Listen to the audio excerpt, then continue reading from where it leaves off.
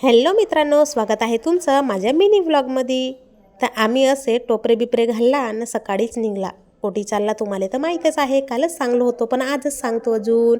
आज मी चाललो भंडाऱ्याला माझ्या गावी। गेल्या 5 महिन्यापासून मी तेथे काही गेलो नव्हतो, पण आता माझ्या भावाचं लग्न आहे म्हणून मला जावं लागते। पहा बरं, तुम्हाला याची भाषा समजते का? मग रेल्वे स्टेशनवर आलो तर आम्हाला वाटलं का आमची ट्रेन सुटून गेली, पण ह्या माणसानं सांगितलं आम्हाला की तुमची ट्रेन नाही गेली। मग थोडा वेळ वाट पाहिला ना, आमची ट्रेनच येऊन गेली। मग हा पहा ना कसा बसला, मस्त एन्जॉय करत होता रे बाबा। ट्रेन सुटली आमची तर आता म्हणलो यायला चिप्स खावायला देतो, नाही तर हे माझ्या तोंड वाजवल्याशिवाय राहत नाही। मग हे दोघे जण असे चिप्स खात बसले, विटॅमिन डी बी घेत होते त्याच्याबरोबरच। मग ट्रेन चालू होऊन 1 तास नाही होय तर हे म्हणतात मला मोठ्यानं भूक लागली, माझ्या पोटात उंदरं लावून राहिली। मी म्हणलो तुम्ही येते जेवण करून घ्या, तोपर्यंत मी आराम करतो। आराम करतच होतो तर माझ्या पोरगा पहा ना, हा ओळखीचा ना पाडकीचा हा पोरगा याच्याजवळ जाऊन झोपला। म्हणलो याला उचलूनच नेते का, पण नाही नेलं, बिचाऱ्यानं खूपच चांगला भेटला होता।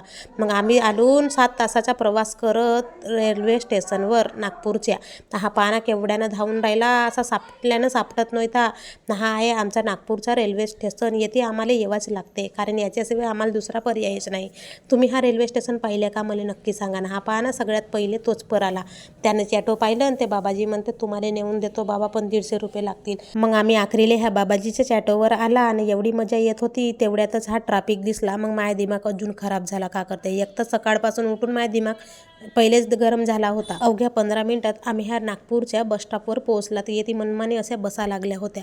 मग शेवटी आमच्या गावची बस भेटलीच। हा दादा आला, म्हणते ताई काहीतरी घ्या ना। मग 80 रुपयाचा असा चुटूक चारा मी घेऊन घेतलो, पोरायलाही दिलो ना मी खाल्लो।